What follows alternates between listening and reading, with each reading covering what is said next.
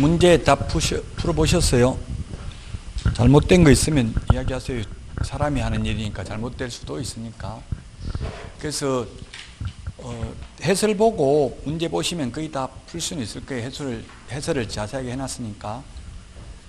1월 달부터는 이제 올해 기출 문제를 40문제를 매일 5문제씩 8주 동안 내드리겠습니다. 해설하고. 참고로 제가 강의는 그건 못해요. 진도를 나가야 돼서 그냥 해설을 자세하게 해드릴 테니까 한번 참고로, 그게 지금 문제를 꼭 알아야 되는 게 아니라 기출문제가 이렇게 출제되니까 어떻게 공부해야 될지 방향을 알아라는 취지입니다. 지금 뭐 다 알아야 되는 건 아니죠. 문제를 지금도 알아버리면 더 이상 수업 들을 필요도 없잖아요. 그래서 어떻게 출제되는지 패턴만 좀 익히시라는 뜻입니다. 그 자료는 매주 제가 강의하는 동안은 계속 드릴 거예요. 매주 시험 볼 때까지. 자, 205페이지 이번 시간은 중개보수입니다. 중개보수. 옛날에 복덕방 할 때는 복비라고 불렀어요. 복비. 지금도 복비라고 많이 불러요. 그 복비가 왜 나왔냐 하면은 우리나라 옛날에 음양오행설에 보면은 천복하고 지복이 있습니다. 천복은 타고나야 됩니다. 하늘이 내린 복은. 지복, 땅이 내린 복은 이제 명당자리를 양택이라고 하죠. 명당자리를 지어서 살면은 현세가 복을 받고, 음택, 묘자리를 좋은 데 쓰면 후세가 복을 받는 것으로 여겼습니다. 그래서 중개보수를 깎자고 하면 저도 현업에서 복비 깎으면 복 나갑니다. 그러니까 그러면 안 깎을게요 하고 주는 경우도 있더라고요. 아직도 복비라고도 하는데, 그러다가 수수료라고 부르다가 지금 보수로 바뀐 거예요. 2014년도에 중개보수로 바뀌었는데 아직도 현업에서는 중개수수료 이렇게 말 많이 하죠. 근데 왜 보수로 바꾸냐면, 수수료라고 하면 장사꾼처럼 느낌이 오고요, 보수라고 하면 전문 직업인 같은 느낌이 옵니다. 변호사 수수료 이런 말 안 하잖아요. 변호사 수임료, 보수 이런 말을 하죠. 그래서 좀 여러분들이 법조문에 나와 있는 용어를 쓰도록 노력해야 됩니다. 스스로 공신력을 높여야 된다고요. 스스로 장사꾼처럼 생각하니까 전부 일반 국민들이 사기꾼 이런 이미지가 있는 게 사실이잖아요. 우리는 아니지만 일부 10만 명이 넘으니까 그중에 한두 명 사기꾼이 있을 수 있거든요. 어느 조직이든지. 그런 분들 때문에 이제 이미지를 많이 안 좋게 하는 경향이 있다는 이야기입니다. 자, 중개보수인데 205페이지 맨 밑에서 5번째 줄에 상인의 보수 청구권입니다. 이게 뭐냐면, 우리 아파트 좀 팔아주세요 이러면 개업공개사가 팔아주면 중개보수는 줄 겁니까 안 줄 겁니까? 물어요 안 물어요? 현실적으로 안 묻죠. 판례가 1958년도 판례인데요, 상법상 상인으로서 상행위에 상응하는 보수를 당연히 받을 수 있다라고 되어 있습니다. 중개보수 안 줄래 안 물어도 상법상 상인이므로 상인 보수 규정이 적용되니까 당연히 보수를 청구할 수 있다. 그래서 묻지도 않고 계약 성사시켜놓고 그냥 달라고 하잖아요. 그래서 판례입니다. 이건 옛날의 판례. 자, 그 다음에 206페이지입니다. 206페이지. 양가로 3번 양도, 압류, 이거는 시험에 나온 적이 없습니다. 그래서 시험에 한 번도 나온 적이 없기 때문에 참고로만 하시고, 3번에 무등록 개업공개사의 보수 청구권인데, 무등록 업자, 무등록 개업공개사, 무등록 중개업자 다 같은 의미입니다. 법에는 무등록 업자라는 표현은 없고, 법에는 뭐라고 되어 있냐면 법제구조 규정에 의해서 중개사무소 개설 등록을 하지 아니하고 중개업을 영위하는 자, 이런 표현을 쓰고 있는데 너무 기니까 편의상 무등록 중개업자, 무등록 업자 또는 무등록 개업공개사라고 표현하겠습니다. 같은 의미입니다. 즉 무등록 업자의 보수 청구권은 인정되지 않습니다. 중개보수 못 받습니다. 그러나 양가로 이번에 사법상 효력입니다. 즉 무등록 업자가 중개 행위를 했다 하더라도 매도인이 있고 매수인이 있고 무등록 업자가 있습니다. 무등록 업자가 매도인과 매수인을 연결시켰다 하더라도, 거래계약을 성사시켰다 하더라도 이 매매면 매매계약이 되겠죠. 거래계약에는 매매계약, 교환계약, 임대차계약 이런 게 거래계약이라고 했죠. 이 매매계약은 효력이 있다고요? 유효하다고요? 단지 무등록업자가 3년 이하의 징역이나 3천만 원 이하의 벌금에 처할 뿐입니다. 만약에 무등록업자가 중개한 그 거래계약이 무효라고 하면 거래 당사자는 등록증 진짜 등록했는지 일일이 확인하고 의뢰를 해야 되겠죠? 예, 무등록업자에게 의뢰를 한 의뢰인도 처벌받지 않습니다. 그리고 거래계약도 유효합니다. 다만 무등록업자는 3년 이하의 징역이나 3천만 원 이하의 벌금에 처하며 또한 무등록업자의 보수 청구권은 인정되지 않습니다. 무등록업자의 보수 청구권은 인정되지 않는데 업자가 아니고 업이 아니고 우연한 기회에 무자격자라 하더라도 한두 번 중개하고 보수를 받기로 했다면 사회통념상 과다하지 않는 보수는 받아도 된다. 업자, 직업으로 하는 사람은 못 받고요. 저도 1년에 한두 건 정도 합니다. 중개를. 지금 개업공개사 아닙니다. 한두 건 정도 하고 돈 받는 거는 위반이 아니라고요. 직업으로 한 게 아니기 때문에 직업은 불특정 다수와 계속 반복하거나 반복 의사가 있는 게 업입니다. 근데 간판 달고 한 건이라도 하면 그는 무등록업자죠. 간판은 손님 오면 받을 의사가 있기 때문에 저는 간판 단 건 없어요. 다만 그 SNS의 프로필 사진은 제가 중개사무소에 뒤에 지도 나오는 거 모가지까지 오르는 의자에서 앉아서 찍으면 친구들이 연락 와요. 너 부동산 중개업도 하냐? 이렇게 부동산 중개도 하냐? 한다. 중개는 아무나 해도 되잖아요. 중개업은 개업공개사만 할 수 있지만 예, 그렇게 해서 한두 건 중개하고 받는 건 상관이 없습니다. 자, 그 다음에 206페이지 맨 밑에 1번 중개보수 청구권 발생, 청구, 행사가 있는데 중개보수 청구권 보수 시험에 잘 나오진 않습니다. 보수, 중개보수 청구권, 중개보수 청구권 발생, 행사, 소멸이 있습니다. 소멸. 발생은 중개계약 시에 발생합니다. 중개계약 시에 발생합니다. 중개계약 시 발생한다. 그 다음에 행사는 거래계약이 성사되었을 때 거래계약 시 행사할 수 있고, 소멸은 개업공인중개사의 고의과실로 인하여 무효, 취소, 해제되는 경우에 무효, 취소, 해제되는 경우에 소멸합니다. 발생은 우리 집 좀 팔아주세요 하면 그때 거래계약 성립을 정지조건부로 발생은 합니다. 그러나 실제 중개보수를 받는 것은 거래계약이 성사되어야 받을 수 있다고 행사하는 것은. 거래계약이 성사되었다 하더라도 개업공개사의 고의과실로 인하여 그 거래계약이 무효, 취소, 해제되는 경우에는 소멸합니다. 개업공개사 잘못으로 계약이 깨졌으면 중개보수 못 받는다고요? 그럼 반대로 말하면 개업공개사의 잘못 없이 계약이 깨져도 중개보수를 받을 수 있다는 이야기입니다. 이론적으로는. 현실적으로 받기는 좀 어렵습니다.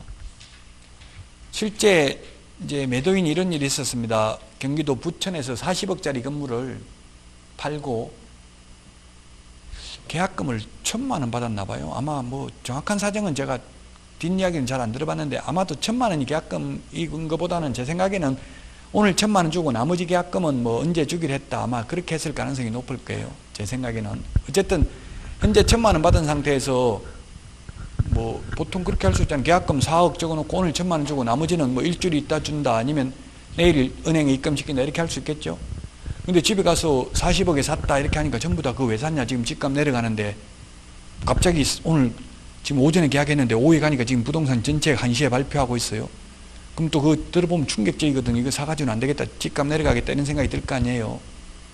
그래서 매도인한테 전화해가지고 1,000만 원 그냥 없던 걸로 할 테니 안 받을 테니까, 원래 계약 걸어놓으면 못 받잖아요. 계약금 깨면 그 계약금 떼먹어도 좋으니까 다른 데 파시고 좀 없던 걸 해주세요 이렇게 하니까 매도인은 기분 좋잖아요. 그건 1,000만 원 하루아침에 버는 거잖아요. 그러니까 그래 오케이 좋다, 그럼 1,000만 원만 내가 떼먹고 계약 없던 걸 하자 이렇게 좋게 기분 좋게 해줬어요.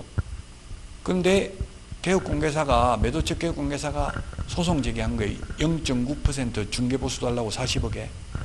그래서 1심 법원에서 판결이 49, 36, 3,600만 원 주라고 판결이 났대요. 판결이 난 상태에서 저한테 연락이 왔더라고요. 이거 어떻게 해야 되냐. 받은 거 1,000만 원밖에 안 되는데 어떻게 이런 경우가 다 있냐. 3,600만 원을 줘야 되는 경우가 이렇게 줘야 되냐 묻더라고요. 그 이름이 판결이 났다고 하니까 줘야죠. 그럼 안 주려면 어떻게 해야 되느냐. 항소해야지. 항소. 고등법원에 판결이 났으니까 판결문이 고등법원에 항소하고 그 항소심 재판부에다가 잘 설득을 변호사를 비싼 사람을 쓰든지 잘 설득을 해봐라. 내가 받은 건 1,000만 원밖에 없는데 그건 실질적으로 이제 몰라서 그렇지 사고 나기 전에 저한테 물었으면 어떻게 해야 돼?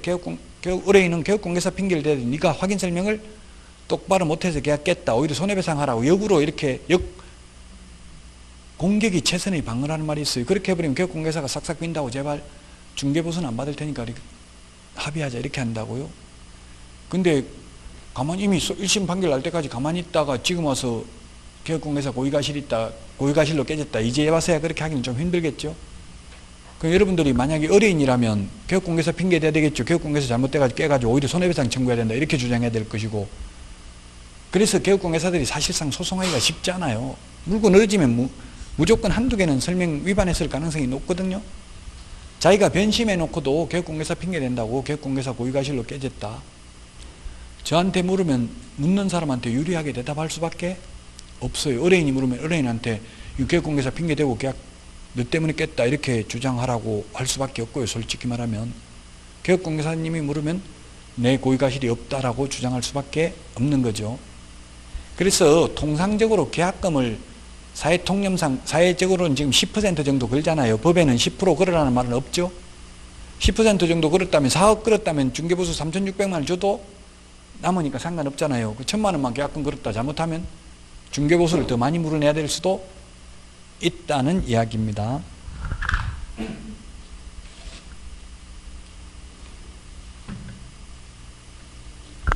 (208페이지) 보겠습니다. 208페이지 인과관계 뭐 이런 거는 시험에 잘 안 나오고 209페이지 보겠습니다. 3번 중개보수 지급식입니다.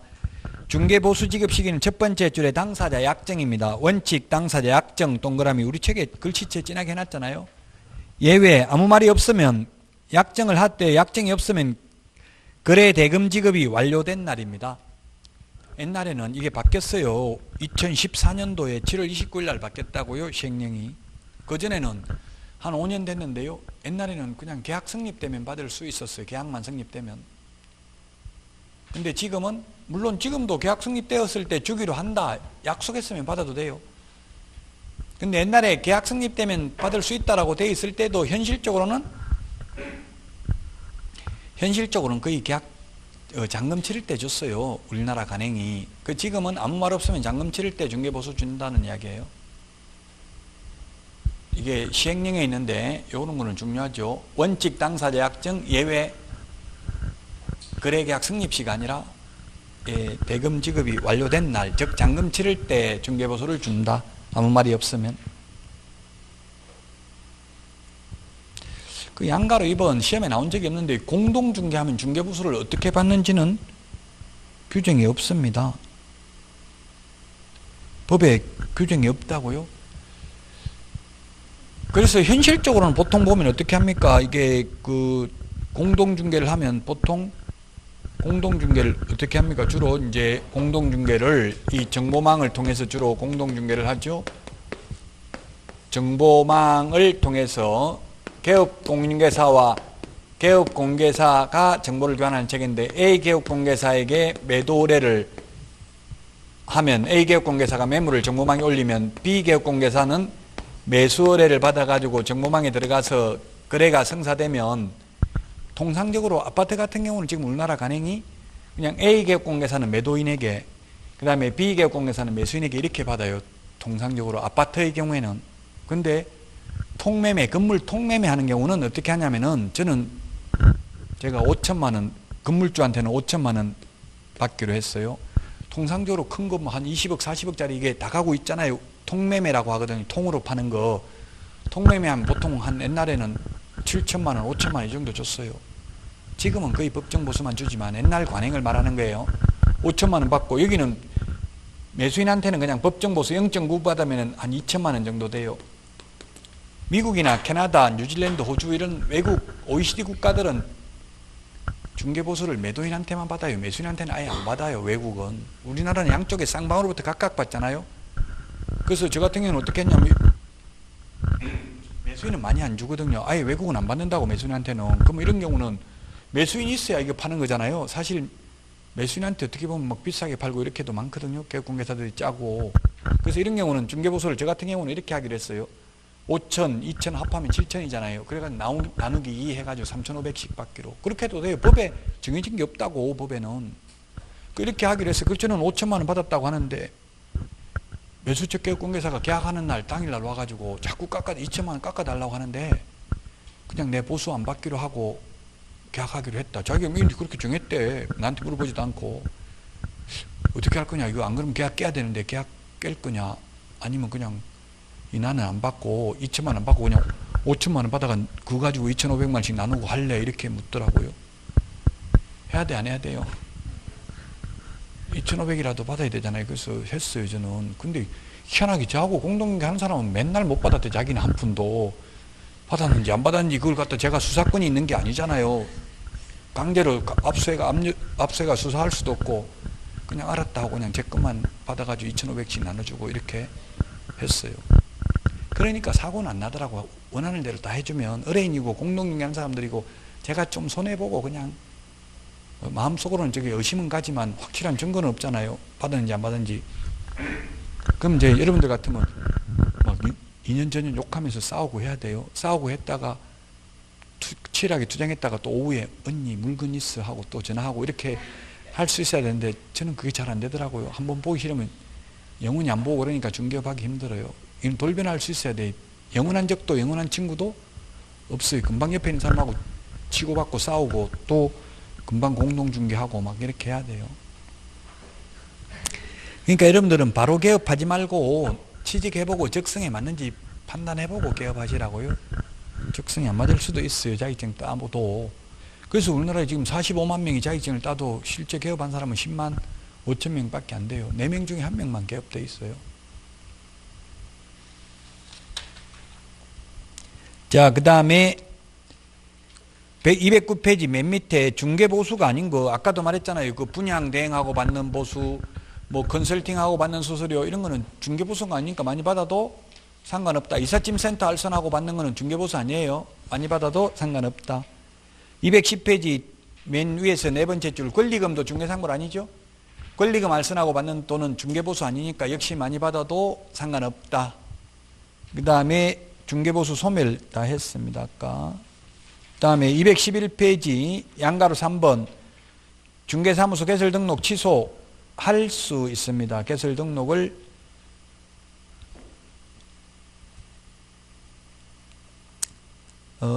개설 등록 취소. 첫 번째는 그 무등록 개업공개사는 중개보수 청구권이 인정되지 않는다.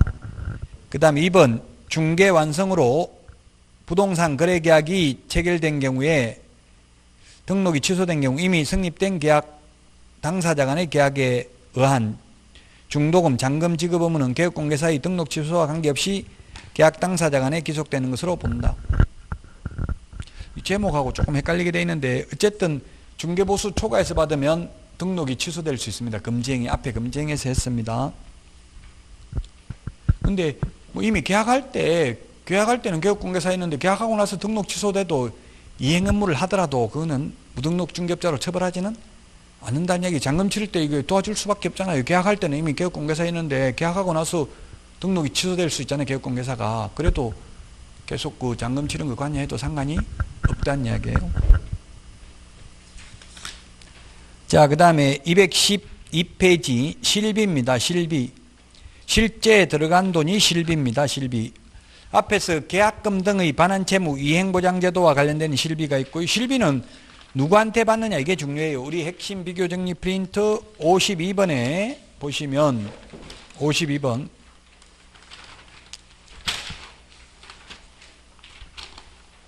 핵심 비교 정리 프린트 52번에 보면은 수수료가 있는데 거기에 15번에 있습니다. 15번.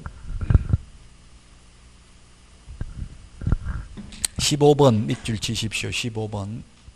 15번, 16번 다 밑줄 치놨죠? 그 15번, 16번 누구한테 받느냐 이게 중요한데요. 앞에서 했던 계약금 등의 예치권고 제도는 매수인이 원해서 하는 거니까 매수인한테 받는 거 이해되죠? 근데 이건 좀 이해가 돼요? 안 돼요? 현실적으로 지금 등기사항증명서 발급 비용을 누구한테 받냐고 현실적으로 현업에서 매도인, 임차인, 매도인, 매수인, 개업공개사가 부담한다. 현실적으로 누가 부담해요? 등기사항증명서 발급하는데 돈 들어가거든요.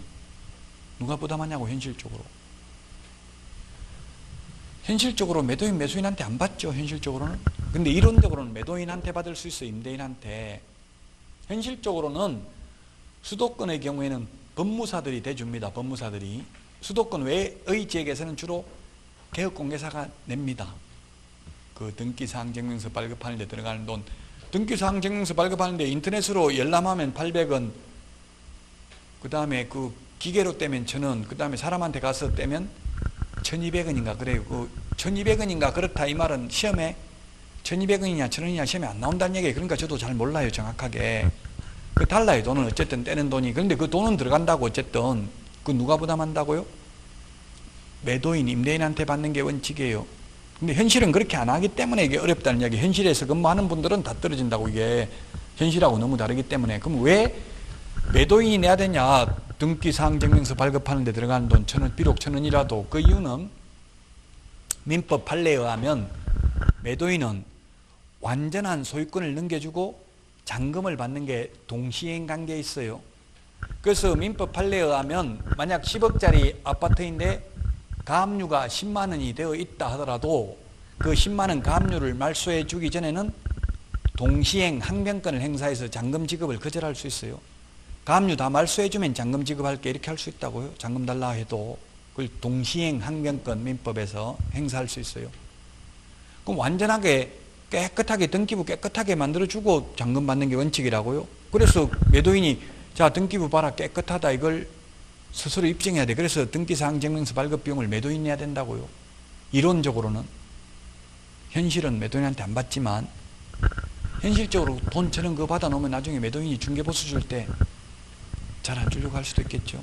그래서 현실적으로는 안 받지만 시험에 나오면 매도, 임대 의뢰인한테 실비를 받을 수 있다. 권리관계 등의 확인에 소요되는 실비는 계약금 등의 예치 권고 제도와 관련되는 실비는 매수, 임차 의뢰인에게 받을 수 있다.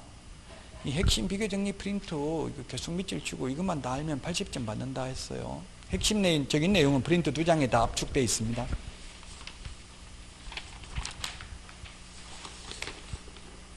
자, 이제 213페이지 중개보수 산출부터가 사실상 중요합니다. 중개보수는 주택이냐 주택 외냐에 따라서 달라요. 중개보수는 주택이냐 주택 외냐에 따라 다르다. 그 국토교통부령이 정하는 범위 내에서 시도조례로 정한다 했는데 이거는 주택인 경우는 그렇습니다. 주택하고 주택 외가 다르다.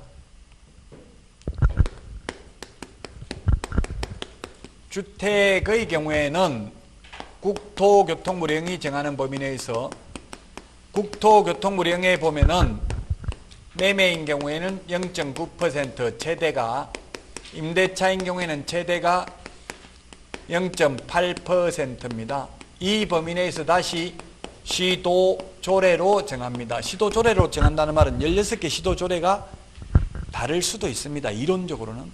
근데 현실적으로는 똑같습니다. 16개 시도가.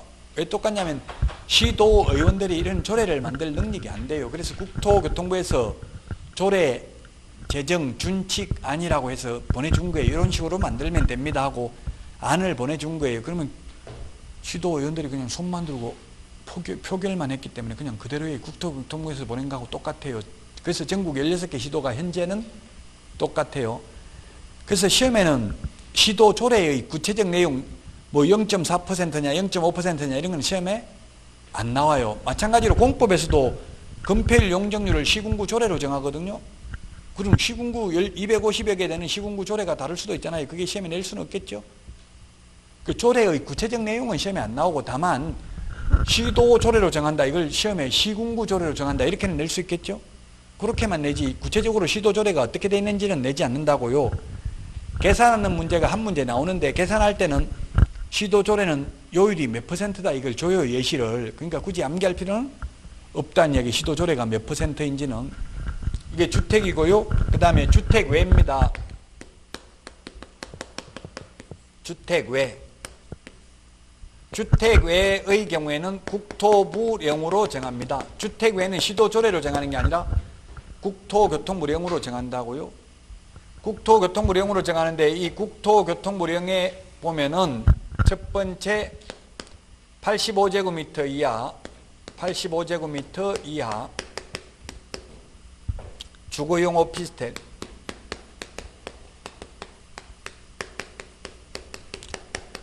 오피스텔은 주거용이라도 주택 외에 해당됩니다. 그래서 이때 주택이냐 주택 외냐는 공부상 용도를 가지고 합니다. 실제 사용 용도가 아니고요. 우리나라에 뭐 학원이 최고 많다고 하는 모 그 출판사에서는 이걸 실제 용도라고 하던데요. 아닙니다. 실제 용도가 아니에요. 실제 용도면 주거용 오피스텔이 실제 주택이잖아. 그러면 주택을 해야 되는데 주택 외로 분류한 거는 공부상 용도라는 이야기. 공부상 오피스텔은 업무시설로 되어 있어요. 업무시설로 되어 있는데 그러나 주거용 오피스텔은 사실상 주택에 준해서 보호를 한다 이 뜻입니다. 따라서 주거용 오피스텔의 경우에는 매매는 0.5%고요. 매매는 0.5%, 임대차는 0.4% 범위 내에서 받을 수 있습니다. 자, 그 다음에 기타입니다. 기타는 매매든 임대차든 국토교통부령에 보면 매매든 임대차든 모두 0.9% 범위 내에서 당사자 협의를 하도록 되어 있습니다. 주택의 경우 매매는 0.9, 임대차는 0.8입니다. 최대가. 근데 주택 외의 경우는 매매든 임대차든 모두 0.9입니다. 그래서 오피스텔에서만, 오피스텔 보면 안에 중개사무소 하나 정도 있죠. 오피스텔만 중개하던 개업공개사들은 거의 중개부서가 반토막 난 거예요. 옛날에는 오피스텔이 무조건 0.9였어요. 매매든 임대차든. 근데 지금은 주거용 오피스텔인 경우는 이제 85제곱미터 이하 물론 85제곱미터 초과는 기타에 해당된 거예요. 매매는 0.5, 임대차는 0.4 범위 내에서 당사자 협의에 의해서 받을 수 있다.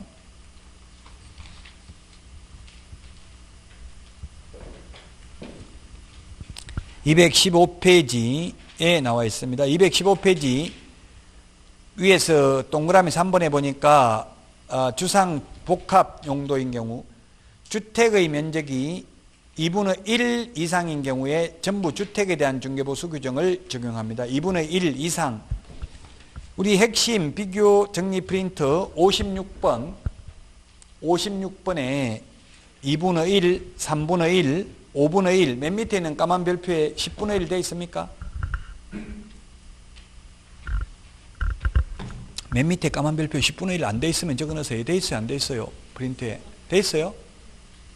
접근은 10분의 1이 표시가 안 돼 있는데 네, 쓰세요. 그럼 10분의 1이에요. 10분의 1 맨 밑에 있는 게. 그 2분의 1에 보니까 동그라미 2번에 있잖아요. 동그라미 2번. 56번 까만 별표 첫 번째 2분의 1 있죠? 분수 나오는 게 2분의 1에 보면은 그 동그라미 2번 밑줄 치놓으시라고요. 예를 들면 100제곱미터가 있는데 50제곱미터는 주택이고 나머지 50제곱미터는 상가인 경우 이게 상가고 이게 주택인 경우에는 100제곱미터 모두 주택에 대한 중개보수를 적용합니다. 주택이 상가보다는 더 중개보수가 낮잖아요. 상가는 0.9인데 주택은 시도조례로 정하니까 시도조례는 뭐 0.4%, 0.5 이렇게 돼 있거든요. 시도조례 내용은 알 필요 없자고 했잖아요. 몇 %인지 암기할 필요는 없어요. 자, 어쨌든 2분의 1 이상입니다. 그럼 딱 절반 2분의 1 이상이니까 2분의 1도 포함이죠. 2분의 1 이상이 주택이면 전부 주택에 대해서 100제곱미터 모두 주택에 대한 중개보수를 적용한다고요. 시험에 그런 거 안 나와요. 너무 또 디테일하게 딱 법조문에 있는 것만 기억하면 되지. 예를 들면 뭐 1층은 주택이고 상가고 2층은 주택이고 뭐 이런 거 막 구체적으로 이렇게 묻지 않고 그냥 2분의 1 이상 이 말이 꼭 들어가 있어요. 그래서 어떻게 2분의 1 계산하는지 이런 거 너무 깊이 생각 고민 안 해도 돼요. 그냥 시험 지문에는 그냥 2분의 1 이상이 주택이 이렇게 나온다고요. 뭐 연면적으로 따집니까? 막 바닥면적으로 따집니까? 이런 거 구체적으로 시험에 안 나와요. 그렇게는 법조문에 있는 대로 나오니까. 자, 그 다음에 지금 215페이지 매매 임대차 이거 지금 칠판에 핵심적인 걸 다 적어놨습니다. 그 다음에 216페이지 교환입니다. 교환. 동그라미 2번 세 번째 줄에 교환은 동그라미 기억해 보니까 교환 대상 중개상물 중 거래 금액이 큰 자 글자 크게 적어놨잖아요. 거래 금액이 큰 걸 기준으로 한다. 거래 금액이 큰 걸 기준으로 합니다. 중개 보수가 큰 걸 기준으로 하는 게 아니고요. 중개 보수가 큰 걸 기준으로 하는 게 아니라 뭘 큰 걸 기준으로 한다?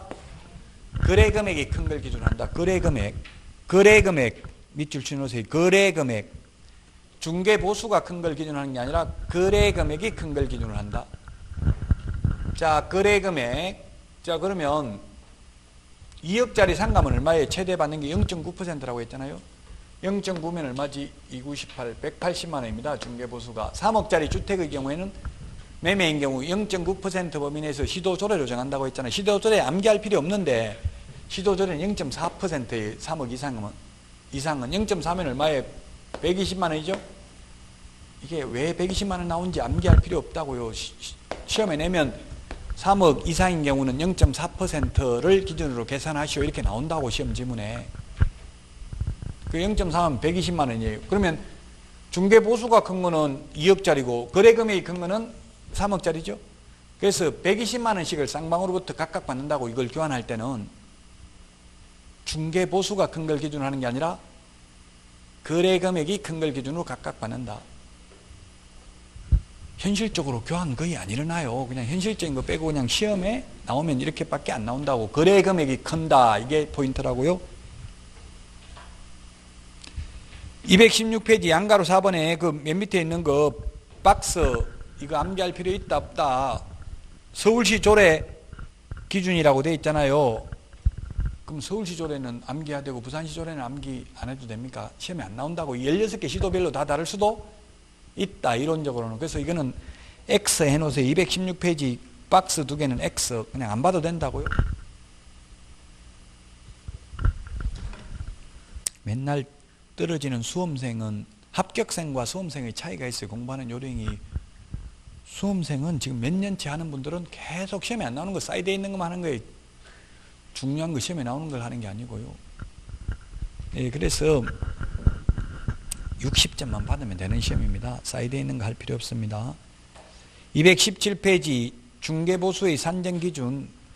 이거는 시험에 최근에는 거의 안 나옵니다. 지금 산출액, 한도액 돼 있으면 산출액 이렇게 돼 있는데 이게 뭐냐면 그냥 예를 들어서 해보는 게 최고 쉬울 수 있어요. 자, 2억짜리는 중개보수가 주택인 경우에는 2억짜리 중개보수가 얼마냐 하면은 0.5%입니다. 0.5%가 아니라 2억 이상인 경우는 0.4%입니다. 시도조례에 의하면 2억짜리를 중개하면은 중개보수가 80만 원입니다. 시도조례에 의하면. 조례 암기할 필요는 없다고 했죠. 근데 1억 9천짜리를 중개하면 얼마냐면 1억 9천짜리를 중개하면 2억 미만인 경우는 0.5%라고 돼 있어요. 0.5% 시도조례에 보면 그 216페이지 그냥 참고로 한번 보세요. 거기에 참고로만 보고 암기할 필요 없는데요. 그 5천만 원 미만은 0.6%, 5천만 원 이상 2억 미만은 0.5%, 2억 이상 6억 미만은 0.4%라고 돼 있죠. 시도조례 암기할 필요는 물론 없어요. 이거는 몇 %인지. 자, 그러면 2억 미만이니까 이건 얼마예요? 0.5%잖아요. 0.5% 하면 5, 9, 45, 5, 1은 5, 95만 원이잖아요. 95만 원. 이게 모순이잖아. 모순. 더 싼 걸 중개하면 중개보수가 더 많아지는 모순이 생기죠. 그러면 만약에 이렇게 받았다면 어떻게 해야 되겠어요? 여러분들 누가 2억에 내놨으면 의뢰인한테 10원만 깎아달라. 내가 중개보수 많이 받게 이렇게 해야 되잖아요. 그래서 2억 미만인 경우는 그 시도조례 216페이지 보지 말라고 해놓고 자꾸 보게 되네요. 한도액이 얼마라고 돼 있어요? 2억 미만인 경우는 80만 원이라고 돼 있잖아요. 한도액이. 그 맨 오른쪽에 박스의 표에. 그래서 결론은 1억 6천짜리를 중개하든 2억짜리를 중개하든 중개보수는 모두 80만 원이라고. 지금 뭐 이게 무슨 말이에요? 한도액이 80만 원이기 때문에 산출액이 95만 원이 나와도 80만 원밖에 못 받는다 이 뜻이에요. 시험에는 이거 잘 안 나옵니다. 그냥 어쨌든 한 번만 계산해 보면 금방 알 수 있어요. 한도액이 있으면 한도액밖에 못 받고 산출액이 더 높게 나오더라도 그 말이죠. 양가로 7번. 특수한 경우인데 분양권입니다. 이게 분양권은 법조문에는 없어요. 판례예요. 판례. 지금 이게 가장 불합리한데요. 분양권은 분양가를 기준으로 하는 게 아니에요. 만약에 분양권인 경우 분양가가 5억입니다. 5억. 그 다음에 계약금이 통상 10% 5천만 원입니다. 중도금이 1차 중도금이 만약에 5천만 원 들어간 상태에서 이 상태에서 전매를 할 수 있잖아요. 그러면 판례는 판사가 어떻게 판단했냐면은 지금까지 들어간 돈, 주고받은 돈 가지고 계산하라고 했어. 그럼 1억밖에 안 들어갔잖아요. 1억에 대해서 중개보수 계산해야 돼. 이게 프리미엄이 만약에 1억이 붙었다면 프리미엄도 주는 거잖아요. 그럼 2억 가지고 계산하라 이 말이에요. 실제 주고받는 돈. 그럼 만약 1억이면 이걸 만약 1억 해봐야 0.5% 해봐야 50만 원밖에 안 되죠. 1억이면. 2억 미만은 0.5%라고 돼 있잖아요. 50만 원밖에 못 받아요. 근데 지금 현재 분양권의 경우에는 중개보수를 어떻게 받냐면 통상적으로 100만 원, 200만 원, 300만 원 이런 식으로 달라고 그래요. 계산도 안 하고 분양권 전매하면. 시험에 나오면 불법이에요. 그건. 시험에 나오면 뭐라고? 이때까지 들어간 돈, 계약금, 중도금 치른 거 실제 주고받는 돈 가지고 보수를 계산한다 이 말이에요. 분양가 가지고 계산하는 게 아니고. 그러면 말도 안 되는 게 이게 좀 판사들이 무식해서 그래. 판사들이 정확하게 잘 몰라요. 공인중개사법을. 그럼 저 같은 경우 지금 지금 제가 투자한 것마다 거의 다 마이너스 참다가 이제 다시는 안 한다고 했다가 또 했는데 하니까 또 마이너스 P가 생기더라고요. 저 지금 예를 들면 지제역 그 SRT역 있는데 거기 보면 거의 마이너스 5천만 원씩 이렇게 붙어 있어요. P가. 왜냐면 공급이 너무 많이 돼버리니까 수요가 감당을 못하는 거예요. 그럼 P가 마이너스 5천만 원 되는데 그럼 지금 제가 계약금 5천만 원 걸었고 마이너스 P가 5천만 원 붙었으면 어떻게 된 거야? 마이너스 5천만 원 붙었으면 실제로는 이거 그냥 그 빵원이 명의만 넘겨가라. 나 지금 계약금 다 떼일 테니까 이렇게 해요 하는 거 있어요. 그럼 중개보수 한 번도 못 받아요. 그러면 이론적으로 시험에 나오면 판사가 잘못 판단하고 있는 거죠. 어쨌든 판례가 그렇게 돼 있다고 실제 주고받는 돈, 이건 주고받는 돈 하나도 없는 거예요. 그냥 명의만 넘겨주는 거예요. 제가 그런 거 많이 해봤어요. 실패 많이 해봤다고. 계약금 다 떼이고 그냥 명의만 넘겨줄 테니까 받아가라. 그래도 안 한다더라고. 더 오히려 중도금 대출 이자까지 좀 더 얹어달라 이렇게 하는 경우도 있더라고요. 실제로 제가 입주할 때 그렇게 돼봤어요. 중도금 후불제 이런 게 있잖아요. 이자 후불제거든요. 지금 안 내는 거죠. 나중에 내야 돼. 입주할 때 그 이자까지 1,000만 원 더 얹어달라더라고. 명의 넘겨가는 대신에. 그렇게 해가 제가 팔아봤어요. 분양권 10개 샀다가. 그 다 팔고 나니까 그때부터 올라가더라고. 이제 이상하게 안 팔리다가 팔리면 그때부터 올라갈 징조가 있는 거예요. 남하고 반대로 해야 되는데 이게 쉽지가 않아요. 이론 잘한다고 돈 버는 게 아니죠. 그럼 뭐 지금 텔레비전 나와서 뭐 부동산 전문가라고 떠드는 사람들 별로 부자 없어요. 무식하게 그냥 아무것도 모르고 대충 감으로 한 사람들이 돈은 벌어요. 이것저것 다 생각하면 위험 요인 이런 거 다 생각하면 오히려 돈이 안 된다니까요.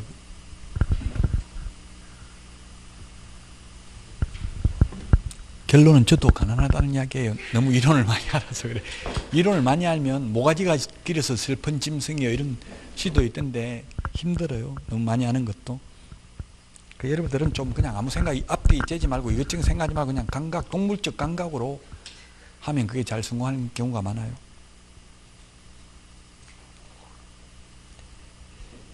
자, 217페이지 맨 밑에 매매는 거래금액 곱하기 요율, 교환은 거래금액이 큰 거, 임대차는 임대차에 월세가 있는 경우입니다. 월세가 있으면 보증금 더하기 월세 만약에 이것도 사례를 드는 게 더 낫겠네요. 보증금 500만 원에 원룸 같은 거 이런 거 있잖아요. 보증금 500에 월세가 45만 원 있어요. 그럼 월세 45만 원 곱하기 100을 합니다. 100. 그럼 얼마예요? 4,500만 원에 500만 원을 더하면 5천만 원이죠? 그럼 5천만 원 곱하기 요율을 하면 됩니다. 그런데 보증금 더하기 월세 곱하기 100을 한 금액이 4천만 원 미만이 나오면 이건 4,500이잖아요. 4천만 원, 4,500밖에 안 되잖아요. 이런 경우는 보증금 더하기 월세 곱하기 100을 하는 게 아니라 얼마를 한다? 70을 해요. 70. 왜 70 하냐? 80도 안 하고 60도 안 하고 법에 그렇게 돼 있으니까 70 하라고. 왜 70 하는지 이런 걸 너무 고민하면 안 돼. 그냥 70 하는 거는 그냥 암기해야 돼. 그 숫자는 70을 하라고 돼 있어. 그럼 70을 하면 얼마예요? 4,7은 28, 2,800만 원 더하기 보증금 500 하면 3,300만 원 곱하기 요율을 합니다.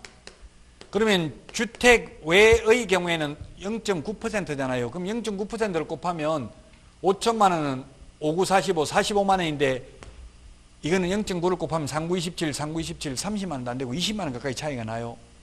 그게 뭐냐 하면 결론은 만약 이런 무슨 상가 건물이 있는데 이게 월세 5만 원만 좀 깎아달라고 주인한테 이야기 좀 해주세요. 개업공개사에게 이렇게 하면 개업공개사는 아예 말 딱 잘라버리고 절대 안 됩니다. 이거 지금 50만 원 하다 겨우 깎아가지고 45만 원 됐는데 아예 절대 안 됩니다. 뭐 계약 안 하셔도 좋습니다. 이런 식으로 강하게 나온다고. 왜? 사실 주인한테 이야기하면 깎아줄 수도 있거든요. 깎아버리면 중개보수가 20만 원이 쏴지잖아요. 그래서 절대 이런 거는 못 깎아요. 안 깎아줘요. 개업공개사가 아예 자기 선에서 차단하고 이는 절대 못 갚습니다. 이렇게 한다고. 왜? 5천만 원 미만이 돼버리면 중개보수가 0.7을 곱하니까 월세에다가. 자, 결론은 전세는 전세금에다가 요율을 곱하면 되는데 월세가 있는 경우에는 보증금 더하기 월세 곱하기 100을 한 금액이 5천만 원 미만인 경우에는 미만입니다. 이하가 아니고 미만인 경우에는 보증금 더하기 월세 곱하기 70을 한다. 미만이면. 자, 그 다음에 분양권은 현재까지 주고받는 돈이라고 했어요. 들어간 돈.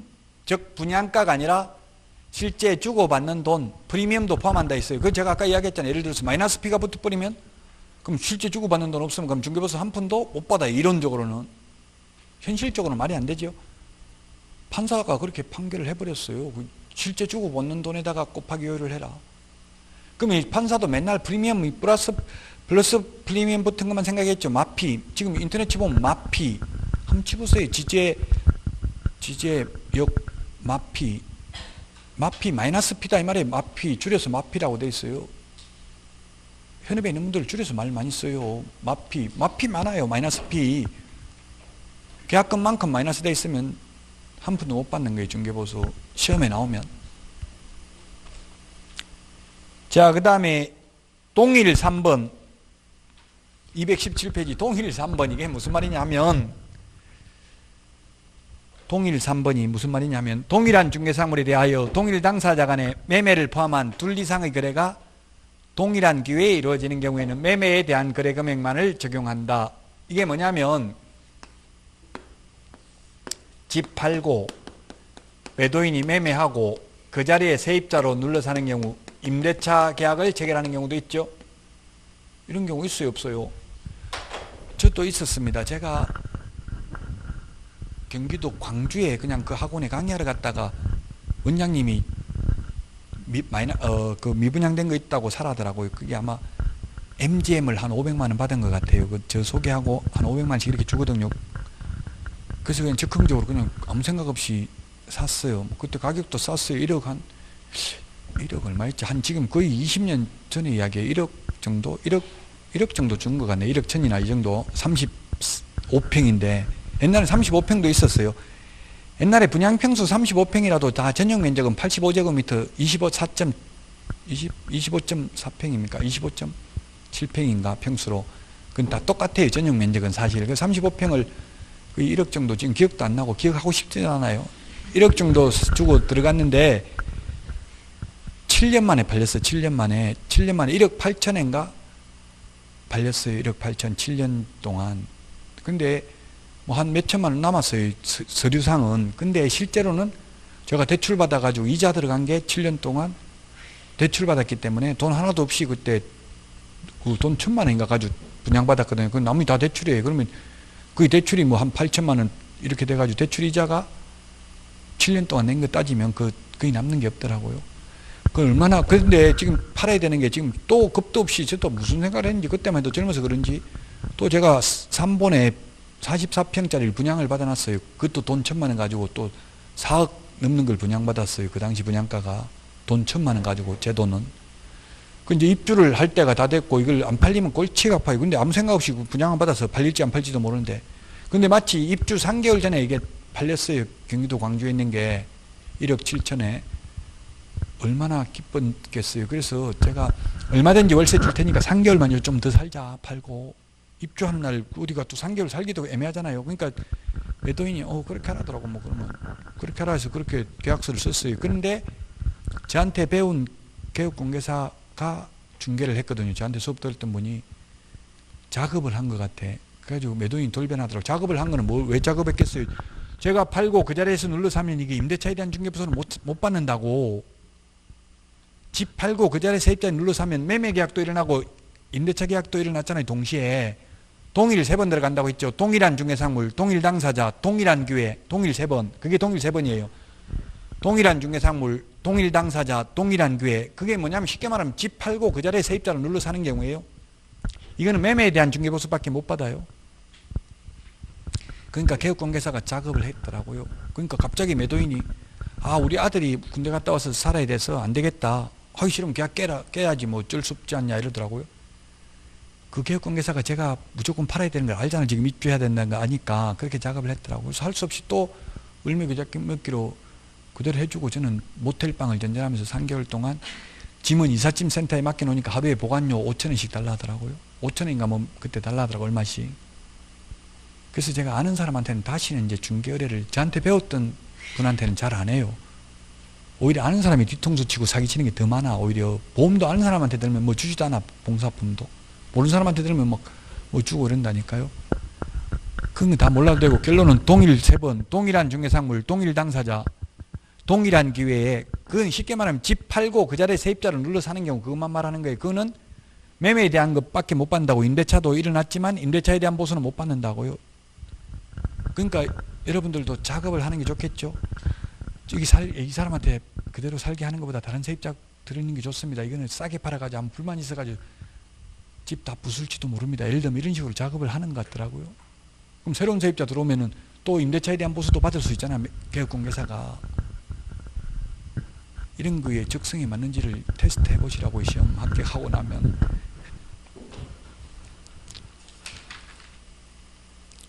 (218페이지) 218페이지 그냥 실비는 누구한테 받는지 이것만 시험에 나와요. 이거 대행료 한 건 1,000원이다 이런 건 시험에 안 나와요. 왜 안 나오냐면 이게 시도 조례에 있어요. 한 건 1,000원이다 이거는 시험에 나온 적이 없어요. 암기할 필요 없고 어쨌든 실비는 누구한테 받는다?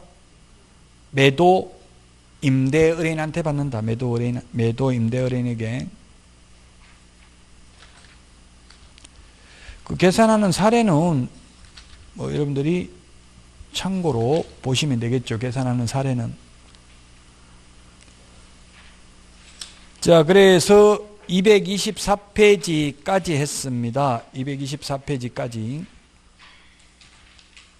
이제 225페이지 협회인데 11월, 12월은 입문 강의입니다. 입문 강의. 그래서 대체로 무슨 내용이 있는지 그냥 개략적으로 보시면 되고 지금 2차 과목을 암기하는 건 아무런 의미가 없습니다. 이거 다 잊어먹어요. 지금 들어도 또 다음 주면 다 잊어먹고 또 다음 주면 다 잊어먹고 계속 거듭되는 고통을 받아야 돼요. 그러니까 슬퍼하거나 노여하지 마시고 그냥 그러려니 하고 계속 하다 보면 어느 날 갑자기 가슴 벅찬 희열을 느끼게 된다고. 이게 언어 말 배우는 거하고 똑같아요. 어제 또 보니까 그거 슛돌이라고 하더라고요. 돌아온 슈퍼맨인가 해가지고 슛돌 하는데 그게 이제 늦게 하더라고요. 늦게. 와이프가 엄청나게 좋아해. 근우가 그 말도 못하는 애 이제 말 조금씩 하더라고. 말 전혀 못하다가 옹알이 하다가 어느 날 갑자기 말문이 트이잖아요. 똑같아. 여러분들도 처음에 할 때는 이게 외계어 배우는 것 같고 우주를 탐험하는 것 같다더라고요. 광활한 우주에 나와 있는 것처럼 뭐가 뭔지 아무것도 모르겠다. 그러다가 나중에 어느 날 가슴 벅찬 희열을 느끼고 다 그게 하나하나 퍼즐이 맞춰지고 정리가 된다더라고. 공법도 뒤죽박죽이 돼가 지금 어디서 들어본 것 같은데 용어도 비슷비슷한 용어가 나오는데 뭐 국토교통부 장관, 시도의사, 시장, 군수구청장, 성인, 보고 뭐 이런 거 누가 위반하는지 이런 거 막 나오다가 어느 날 갑자기 정리가 된다고요. 그러니까 수업만 들으면 돼. 2차 과목은 앞으로 6개월 동안 계속 수업만 듣고 6개월 후에 한 5월 이후에 이제 1, 2차 같이 하면 된다고. 지금은 5월달까지 뭐 해야 된다고요? 1차 그 중에서도 민법 위주로 계속 공부해야 됩니다. 민법을 안 잡아놓으면 결국 2차 포기하게 돼요. 민법 점수가 안 나오면. 점수 안 나오니까 불안하니까. 근데 사실상 점수가 민법이 60점이 안 나옵니다. 시험 볼 때도 안 나와. 시험 보기 전에 모의고사 봐도 60점이 안 나와요. 시험을 봐야 60점 넘어간다고요? 그 점수 안 나온다고 포기는 하지 마시라고. 그러면 어쨌든 그 지금 1차를 계속해야 돼. 앞으로 6개월 동안 1차 위주로 하고 올해는 특히 여러분들 내년이 되겠죠. 내년에는 민법이 어려울 차례입니다. 근데 민법은 어렵지만 정직한 과목이에요. 법조문이나 판례에 있는 것만 나와요. 학계로는 어렵게 내면 대책이 없어요. 이거는 학문이기 때문에 뭐 이것저것 다 갖다 집어넣으면 올해처럼 공법이 3문제 나오고 세법이 나오고 그러면 2차까지 한 분이 훨씬 쉬웠겠죠? 4문제 10점을 더 맞출 수 있으니까 1차만 하면 훨씬 더 불리하다고요. 물론 여러분들은 포기하지 않겠지만 미리 말씀드린 게 중간에 점수 안 나온다고 해서 절대 포기하지 않으면 되고 끝까지만 가면 됩니다. 특히 2차는 단순 암기니까 지금 계속 듣다가 나중에 암기는 지금 프린트 2장 내드린 거 이거 시험 볼 때 1차 보고 나서 1시간 50분 쉬어요. 2차 보기 전에. 그때 암기하면 돼요. 그 중간에 계속 이제 보고 틀리보고 모의고사에 틀리보고 점수 안 나오고 고통을 받아봐야 되겠죠. 12월은 다음 주가 마지막 강의입니다. 맨 마지막에는 크리스마스 지나고는 수업 안 합니다. 맨 마지막에 월화 이틀 있잖아요. 12월 맨 마지막 주는 휴가입니다. 이제 1월 달부터 내년부터 또 새로운 마음으로 공부하면 돼요. 다음 주가 마지막이라고 이제. 그럼 진도는 다 못 끝내요. 다음 주. 법령 위주로 한다 했어요. 실무는 다 다른 과목하고 관련된 거예요. 실무는 주택임대차보호법, 상가건물임대차보호법, 부동산 실권리자 명의등기에 관한 법률, 장사 등에 관한 법률, 분묘기지권, 뭐 법정지상권 이런 거 전부 다른 과목하고 연계되어 있는 거예요. 아직 다른 과목도 안 배운 상태에서 너무 실무를 깊이 들어가면 스트레스만 받아요. 그래서 입문 강좌는 법령 위주로 했고 1월 달부터는 이제 진도 끝까지 다 나갑니다. 처음부터 끝까지. 1, 2월 한 바퀴 또 새로 돌고 3, 4, 5월 또 이제 심화해가지고 또 한 바퀴 새로 돌고 이렇게 계속 진도는 계속 2달마다 원칙적으로 2달마다 계속 한 바퀴씩 도는 거예요. 우리 대학교에서는 한 학기 동안 하잖아요. 한 학기 동안. 우리는 2달 동안 모르는 게 있어도 또 2달 넘어가고 다음에 하는 게 더 낫다고. 너무 깊이 한 학기 내 하는 것보다는. 그러니까 이때까지 해보니까 그게 가장 효과적이기 때문에 이제 학원에서 그런 커리큘럼을 운영하고 있는 거예요. 여러분들은 그냥 학원 커리큘럼에 몸을 맡기시면 됩니다. 특히 이제 힘든 거는 인터넷으로 보시는 분들이 힘드는데 인터넷으로 보시는 분도 좀 계획을 짜가지고 계속 수업을 학원 다닌다 생각하고 빠지지 말고 들으시면 되겠습니다. 오늘 여기까지 하고 다음 주에 찾아뵙도록 하겠습니다. 수고하셨습니다.